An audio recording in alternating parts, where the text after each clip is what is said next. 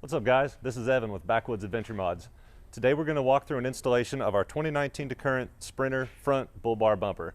It's the Nomad Series bumper, and like the rest of our Nomad series, it has a steel winch cradle. So it has the steel shackle mounts, 2-inch receiver, winch cradle, and that's the attachment point to the frame. And then the bumper itself is aluminum, so it's nice and light. The van we're putting it on today is a 2019 3500. This van has all the sensors, and our bumper is compatible with that. And also, the 3500s seem to come without a particular frame bracket that we need to install our bumper. So if your van doesn't have those brackets, you'll need to source them separately. We have information on our website where to find them. When you open up the boxes, this is what you're going to see. The largest box will be your winch cradle braces. It's also your shackle mount. There's two different part numbers depending on whether it's a 4-wheel drive or a 2-wheel drive. These are the 4-wheel drive brackets. The smaller box is the hardware and miscellaneous brackets. You have the actual installation hardware, fender braces. These are what retain your grill to the top of the bumper. And then if it's a bull bar bumper, these are the brackets you use to install the light bar. If you have the active brake assist option on your van, you'll get this sensor housing that the little radar clips into. If you have parking sensors, you get these parking sensor housings. They snap into the bumper and then your sensor snaps into it. If you don't have the sensors, we have a set of deletes that we send. Basic tools is really all you need for this. A trim tool is handy, a basic socket set, wrench set, and some Torx bits. All right, we've got Dude from Backwoods helping us here today. First step is to remove the grill and the plastic bumper cover. This is a T25 tool that he's using.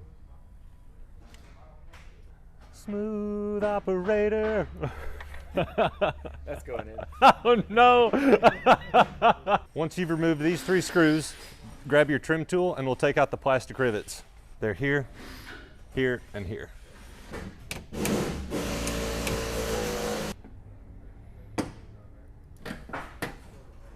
Two more plastic rivets on the bottom under here.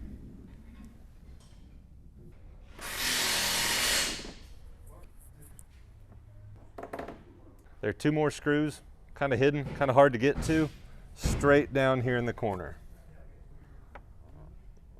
Next, we want to release the bumper from the clips. You just grab and pull outwards. It's probably being mildly held in place because it's clipped around this thicker piece of plastic. You lift up so it can come out from around it. If you have fog lights or any other sensors in the bumper, you'll want to go ahead and disconnect the harness before you pull the bumper all the way off. Your sensor here, that little white clip has to slide outwards before you can press the tab down. Looks like just the fog light harness is left. Squeeze the tabs on both sides and pull down.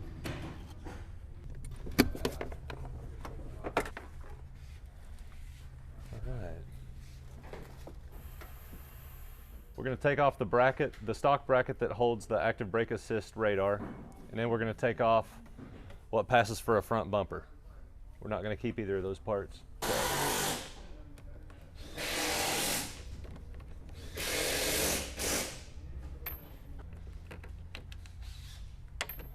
Lift up on this tab, it'll rock forwards. You can slide it straight up out of its side brackets, and then we can just let this go straight back through, and we'll set it aside. Be very careful with this sensor. If your van has the lights and the sensors, you probably have this wiring harness clipped to the back of the bumper. You'll want to pop that off before you remove the bumper. Using a 13mm socket, remove the 4 bolts per side that hold the front bumper on.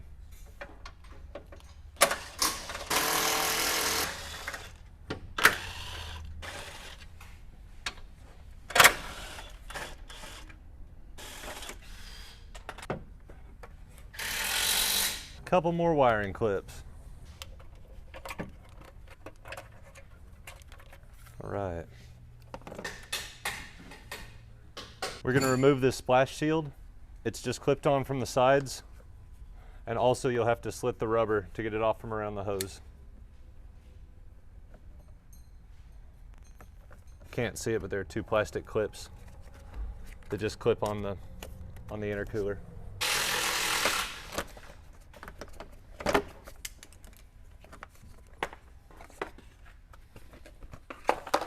These last little splash shields on the side, it's totally optional. I like to remove them. You could take them off and trim them. You don't really have to do anything, but you'll find it's a lot easier to get to the bolts when you're putting the bumper on if you take them off. Also, when you take them off, you might knock off this little hose here. It's the overflow drain for the def tank. Just put it back on if it comes off.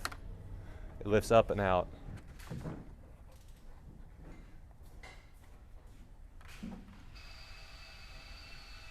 Unplug the horn to do this side.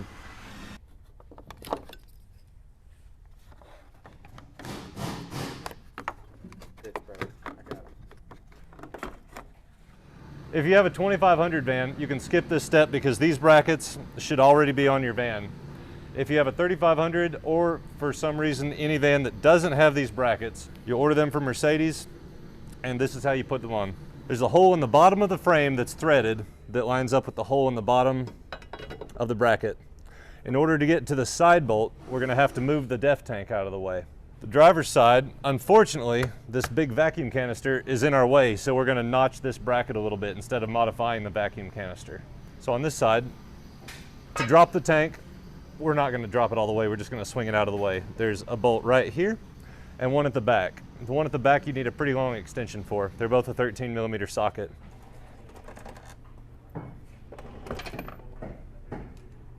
Okay, that's going to give us enough room to put a cross bolt in. I'm going to temporarily, finger tight, put one of these bolts back in just so I don't have to stand here and support it. All right, this is the OEM brace for the driver's side frame rail. Like I mentioned, we're going to have to clearance it out so we don't have to modify the vacuum tank. We're going to measure from the back forward 2.5 inches and make a mark. 2.5 inches. And then use our straight edge. Now if you're a little over or a little under, that won't matter. We've given ourselves plenty of room. Once we cut through this, we're going to come in from the top down and cut right through the middle here. And then we'll trim out anything that's still in our way after we finish this cut.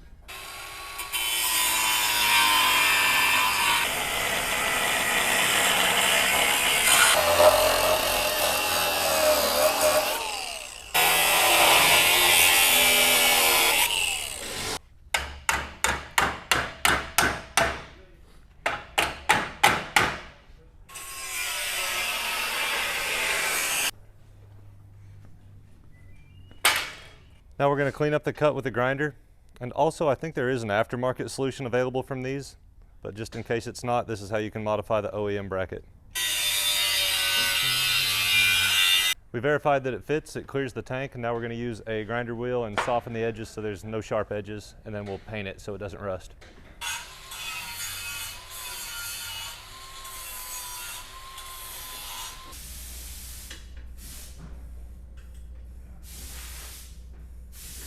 While that's drying, we're going to install the passenger side bracket. There you go. There it is.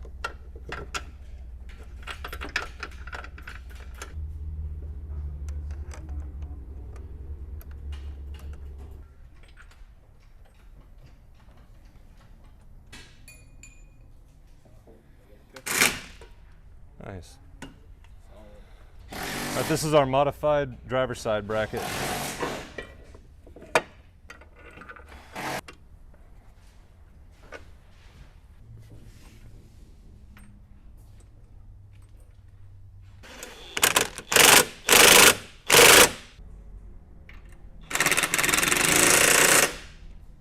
Okay, our OEM frame brackets are now installed. We can continue with our bumper installation, but we're going to also make sure and remember to tighten down the bolts that we loosened for the def tank.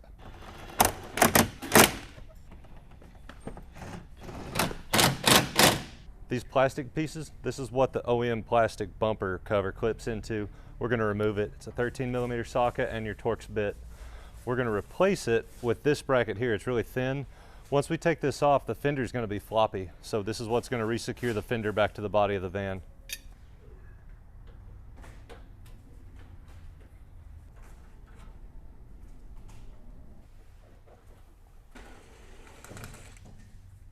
So some vans, not all vans, I don't know why, but some have this extra little bit of material here that we're going to need to trim out of our way. Just a quick job with a grinder. You just want to trim away anything that you can see from a side view, anything that's not flush with the fender.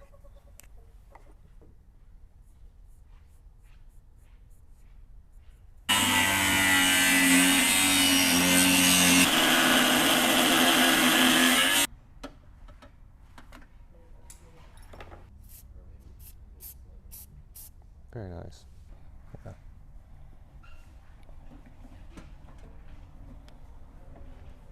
On the driver's side, same thing, except there's no extra brace to cut, so it's a straightforward install. These are the factory screws that we just took out of there. We're going to tighten down the side bolt first. And I bring this fender out so that it's about flush with the headlight.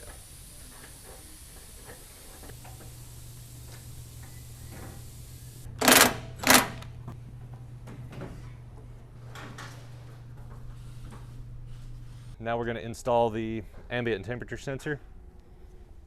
We're going to drill a hole right in this little bracket here, as big around as this plug is, so we can plug it down through the hole that we're about to make. We're going to drill a hole with this step bit, and I'll start checking it once it gets close.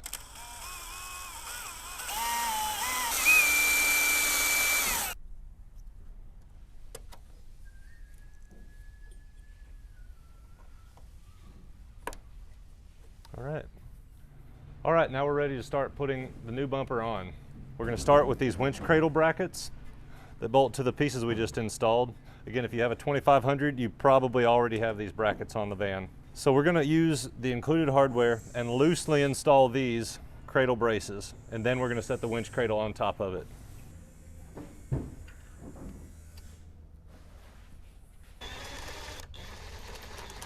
Okay, next we're going to set the winch cradle up onto these and bolt it into the frame rail. Again, that's going to be the same smaller metric hardware in the kit that you just used. And then we're going to use the 7/16 bolt to drop down through the winch cradle into these braces. All right.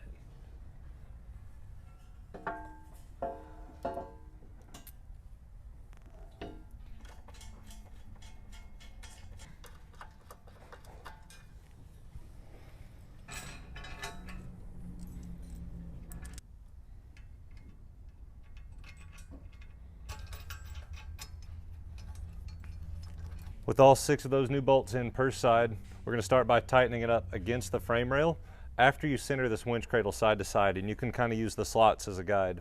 Once those are tightened down, then tighten down these 2 per side that hold the winch cradle brace up to the cradle.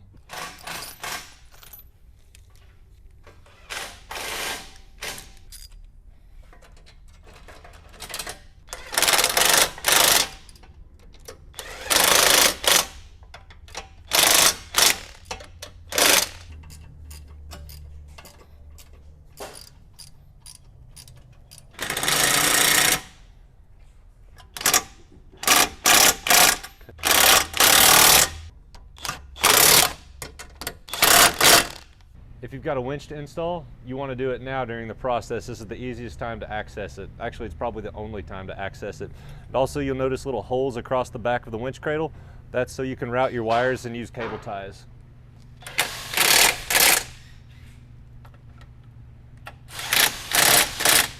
Okay, last thing we do before we put the bumper on is transfer the sensors over. We're going to take the wiring harness exactly as it is in the OEM bumper and make sure that we don't get the sensors mixed up. That's really important, to make sure you note the orientation and which number they are.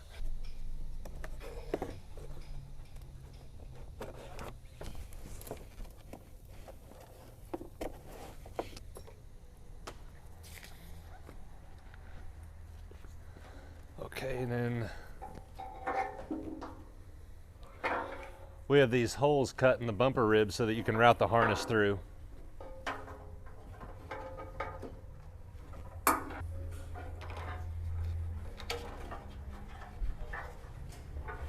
These little plastic housings insert into the bumper from the outside in, and you align these 2 ribs with the 2 notches.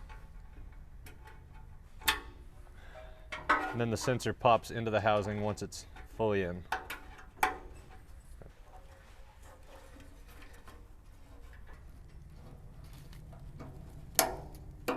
Since we're installing a winch, now's the best time to put on the fair lead, and if you're installing lights, now is when you want to put them in.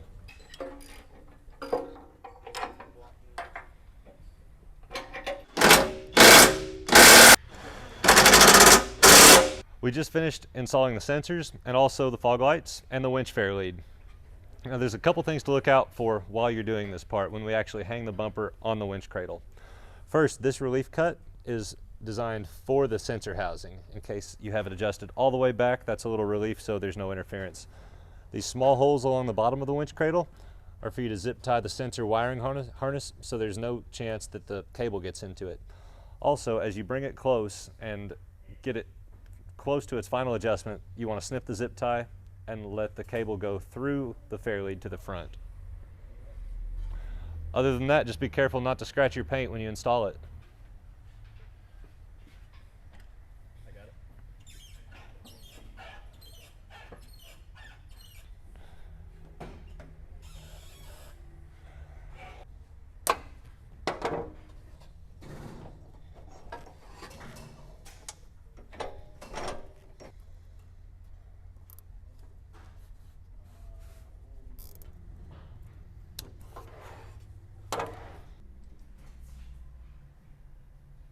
So we just finished zip tying the wires up for the sensor harness.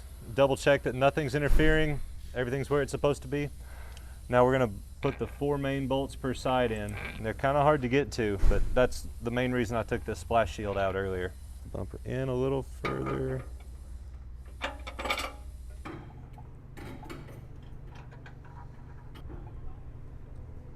All right, we've got all the bolts in. Now we just need to do our final adjustment and tighten everything down.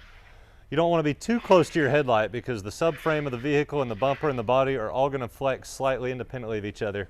So about, I don't know, a 1/4 inch gap is really as tight as you want to get all the way around. If you like to actually off-road quite a bit, you might go a little bit more of a gap. So we're going to tighten one side at a time, double check it, fine tune it, and then tighten it down the rest of the way.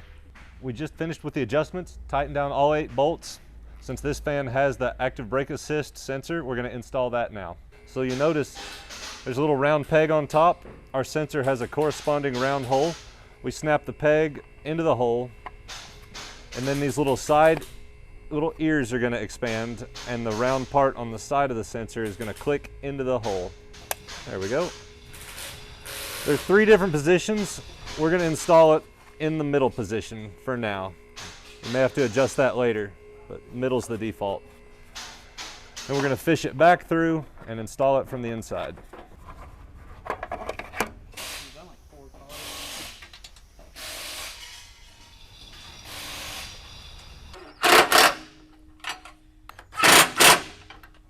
The only part out of this plastic that we're going to reuse is the grill, and it's just clipped in, so just work your way around.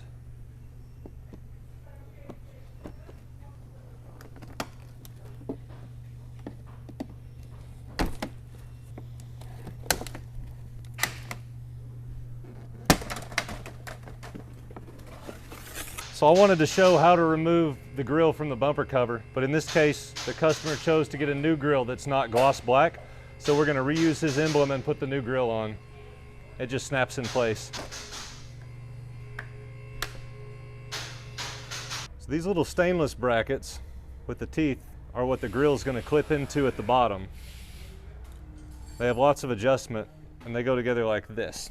The bottom bracket goes in the 3rd hole counting from the passenger side. So I'm going to bolt it in using this hole right here, and it's the same with the other bracket, just count the 3rd hole over.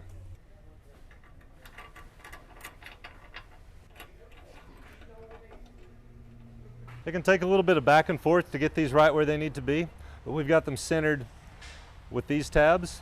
And in our case, we've got it pushed pretty much as far rearwards as it will go. You drop the grill down through the top, put the tabs in the clips,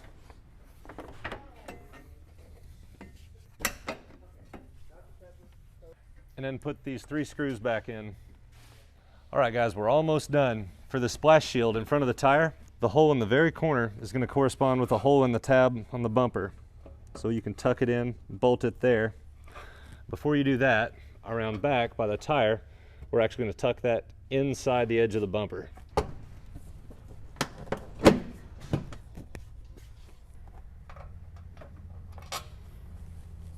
If you ordered a bull bar bumper, you likely ordered a light bar too. Don't use the brackets that came with the light bar. We have some specifically designed to put it in the exact right place for this bumper. So this curved bracket that came in your kit, you want the mounting feet pointing outwards and the curve up like a smile. And then you'll use the carriage bolt from the back side, just like that. We're going to put these on the light bar first. Okay, we have the brackets on the light bar. All the bolts are loosely installed. We're going to go ahead and center this, set the adjustment we want, tighten it down. There's a hole inside the bull bar that goes through the bumper, which is going to be the chase for this wire, so you can poke it through there and reach it on the inside of the bumper.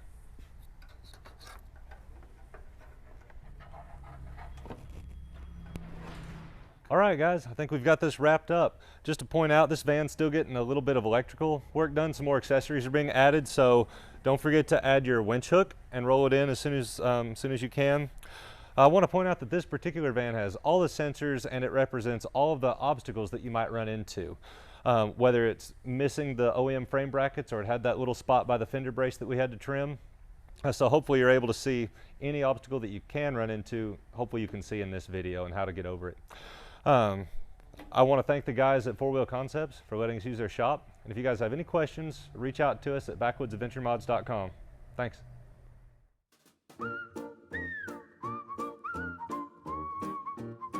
Do you want to do this? You want to switch? 19 Sprinter 3500 front bumper. What else do I need to say?